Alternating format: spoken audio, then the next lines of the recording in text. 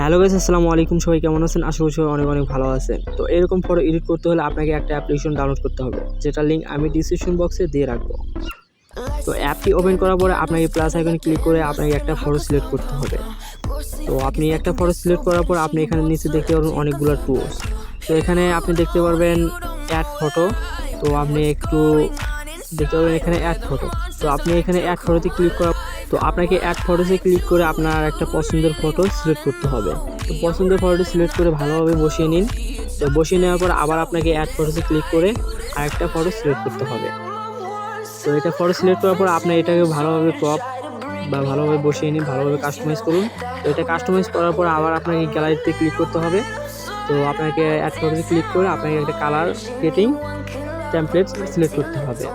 তো এটা পিএনজি ফাইলটি সিলেক্ট করার পরে তো এটাই ভালোভাবে বসিয়ে নিন। তো বসিয়ে নেওয়ার পর এটা অপাসিটি একটু কমিয়ে দিতে পারেন, বা যেরকম আছে সেরকমই রাখতে পারেন। তো আমি একটু অপাসিটি কমিয়ে দিলাম। অপাসিটি কমিয়ে দেওয়ার পর আপনাকে ইরেজ অপশনে ক্লিক করে আপনাকে একটু ইরেজ করতে হবে। তো যে জায়গায় একটু বাড়তি কালার আছে সেখানে একটু ইরেজ করে দিবেন। তো এখানে একটু হালকা ইরেজ করে দিলাম। তো আপনাকে অনেক ভালোভাবে ইরেজ করতে হবে। তো ইরেজ করা শেষ হয়ে গেলে তো আপনাকে আরেকটা কাজ করতে হবে, এখানে দেখতে হবে যে ইরেজ হয়েছে নাকি। তারপর আপনাকে আবার অ্যাড ফটোসে ক্লিক করতে হবে। তো অ্যাড ফটোসে ক্লিক করার পরে আপনাকে গ্যালারি থেকে এরকম একটা পিএনজি ফটো সিলেক্ট করতে হবে। তো এটার লিঙ্ক আমি ডিসক্রিপশন বক্সে দিয়ে রাখবো। তো এটা ভালোভাবে কাস্টমাইজ করুন। তো এটা আমি ভালোভাবে বসিয়ে নিলাম। তো এটা বসিয়ে নেওয়ার পর আপনাকে ইরেজ অপশনে ক্লিক করে বাড়তি কালারগুলো এগুলো ইরেজ করতে হবে। তো একটু জুম করে তো আমি এইটুকু রাখলাম। তো এইভাবে আপনাকে যেখানে যেখানে আপনি কালার লাগাবেন তো সেই দিকে আপনি ভালোভাবে কাস্টমাইজ করুন।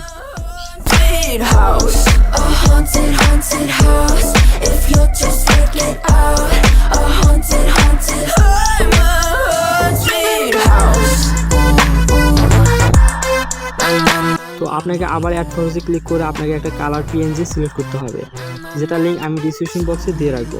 তো এটা সিলেক্ট করার পর এটা একটু জুম করে একটু বড় করে কাস্টমাইজ করে নিন। তো এটা আপনার ভালোভাবে কাস্টমাইজ করা বাড়তি অংশটুকু আপনি ইরেজ করে নেবেন। তো এটা ভালোভাবে বসিয়ে নেবেন। বসিয়ে নেওয়ার পর এটা ভালোভাবে ইরেজ করে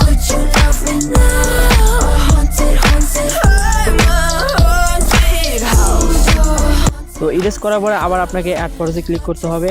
তো অ্যাড ফটোতে ক্লিক করার পরে টেক্সট টেমপ্লেট সিলেক্ট করতে হবে। তো এটা সিলেক্ট করার পর আপনাকে এটা ভালোভাবে কাস্টমাইজ করতে হবে। তো এটা একটু ছোট করে এখানে ভালোভাবে বসিয়ে নিন। তো এটা সিলেক্ট করার পর আবার আপনাকে অ্যাড ফটোতে ক্লিক করতে হবে। তো অ্যাড ফটোতে ক্লিক করার পর আবার একটা টেক্সট টেমপ্লেট সিলেক্ট করতে হবে। তো এটা আপনি ভালোভাবে কাস্টমাইজ করে নিন। তো কাস্টমাইজ শেষ হলে আপনার ফটোটি সেভ করতে হলে আপনাকে উপরে দেখতে হবে সেভ অপশন। তো ডাউনলোড অপশনে ক্লিক করে আপনি ফটোটি সেভ করে নিতে পারেন। তো ভিডিওটি যদি ভালো লেগে থাকে অবশ্যই কমেন্টে জানিয়ে দিবেন এবং সাবস্ক্রাইব করতে ভুলবেন না।